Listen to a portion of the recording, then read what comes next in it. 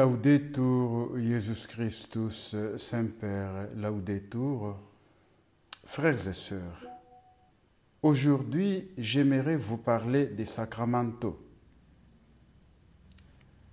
Le directoire sur la piété populaire et la liturgie, principes et orientations, publié par la Congrégation pour le culte divin et la discipline des sacrements en décembre 2001, stipule à l'article 272 « Depuis les premiers siècles, l'Église a coutume de bénir les personnes, les lieux, la nourriture et les objets. Toutefois, à notre époque, cette pratique se heurte à quelques difficultés à cause d'habitudes et des conceptions erronées profondément enracinées dans la mentalité de certains groupes de fidèles. Voici ce que dit le catéchisme de l'Église catholique à propos des sacramentaux.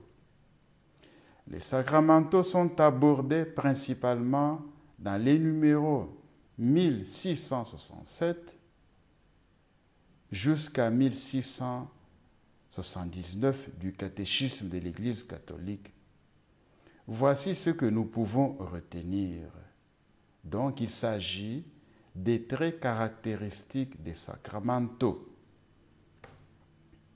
Nous lisons au numéro 1667. La Sainte Mère Église a institué des sacramentaux qui sont des signes sacrés par lesquels, selon une certaine imitation des sacrements, des effets surtout spirituels sont signifiés et sont obtenus par la prière de l'Église. Par eux, les hommes sont disposés à recevoir l'effet principal des sacrements et les diverses circonstances de la vie sont sanctifiées. De son côté, le numéro 1669 dit ceci. Ils sont institués par l'Église en vue de la sanctification de certains ministères de l'Église, de certains états de vie, des circonstances très variées de la vie chrétienne, ainsi que de l'usage des choses utiles à l'homme. Selon les décisions pastorales des évêques, ils peuvent aussi répondre aux besoins, à la culture et à l'histoire propre au peuple chrétien d'une région ou d'une époque. Il comporte toujours une prière, souvent accompagnée d'un signe déterminé comme l'imposition de la main, le signe de la croix, l'aspersion d'eau bénite, ce qui rappelle naturellement le rite du baptême. Nous lisons encore à l'article 1669. Les sacramentaux relèvent du sacerdoce baptismal. Tout baptisé est appelé à être une bénédiction et à bénir. C'est pourquoi des laïcs peuvent présider certaines bénédictions.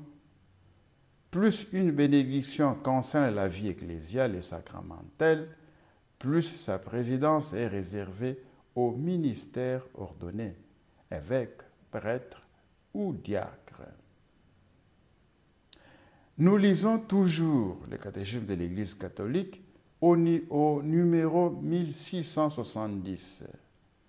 Les sacramentaux ne confèrent pas la grâce de l'Esprit Saint à la manière des sacrements, mais par la prière de l'Église, ils préparent à recevoir la grâce et disposent à y coopérer. Chez les fidèles bien disposés, presque tous les événements de la vie sont sanctifiés par la grâce divine qui découle du mystère pascal de la passion, de la mort et de la résurrection du Christ. Car c'est de lui que tous les sacrements et sacramentaux tirent leur vertu. Et il n'est à peu près aucun signe honorable des choses matérielles qui ne puisse être dirigé vers cette fin, c'est-à-dire la sanctification de l'homme et la louange des dieux. Il existe alors plusieurs formes variées des sacramentaux. Le catéchisme de l'Église catholique, dans le numéro 1671 jusqu'à 1673, énumère différentes formes variées des sacramentaux. Il existe par exemple les bénédictions des personnes, où l'on trouve la bénédiction de l'abbé ou de l'abbesse d'un monastère, la consécration des vierges et des veuves, le rite de la profession religieuse et les bénédictions pour certains ministères d'église, lecteurs, acolytats, catéchistes, etc. Il existe aussi les bénédictions de la table au moment des repas. Nous trouvons aussi les bénédictions d'objets.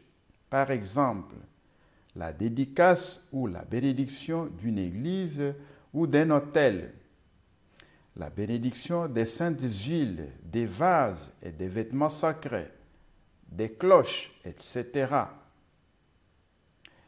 Nous trouvons aussi la bénédiction des lieux, maisons, appartements, lieux de travail, champs, ateliers, magasins, etc. Nous trouvons également l'exorcisme. Dans chaque église locale, l'évêque nomme un prêtre exorciste.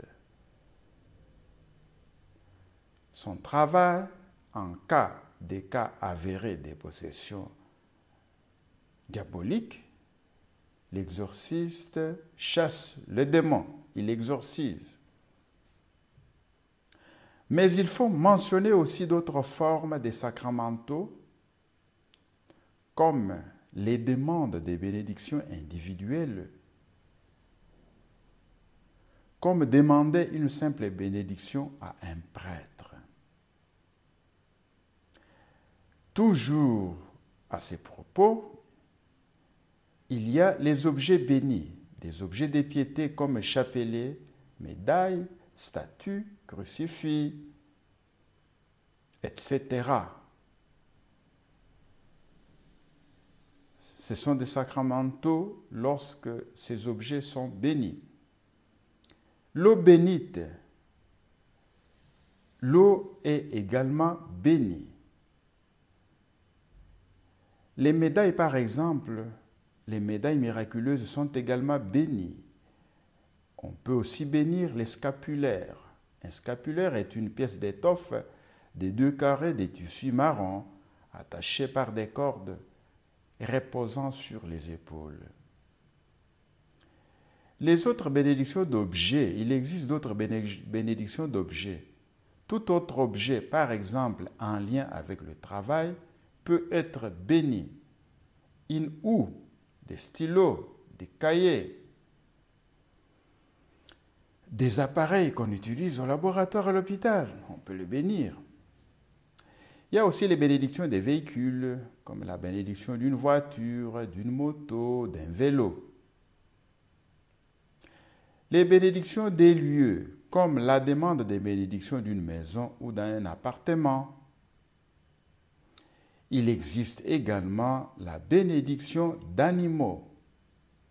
On peut bénir les chiens, les chats, son troupeau. Bon à savoir, les rites des funérailles à l'Église font également partie des sacramentaux. Alors, nous nous posons la question légitime.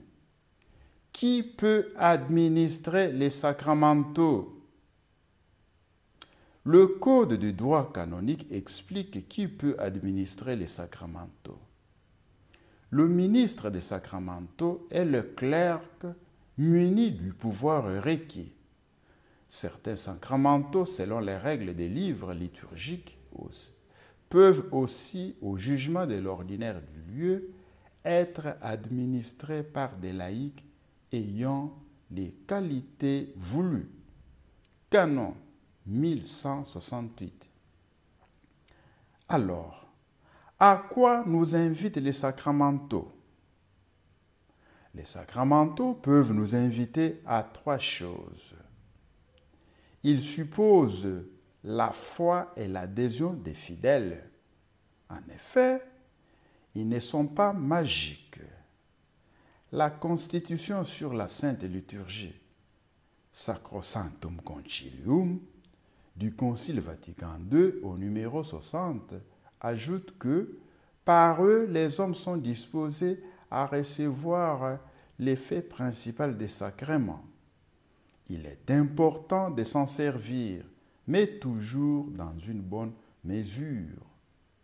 Enfin, les sacramentaux nous invitent à continuer notre vie sacramentelle. Ils ne sont pas là pour remplacer les sacrements.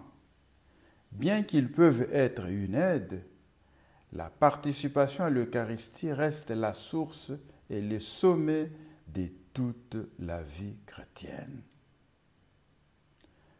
Laudetur Jesus Christus, Saint-Père Laudetur.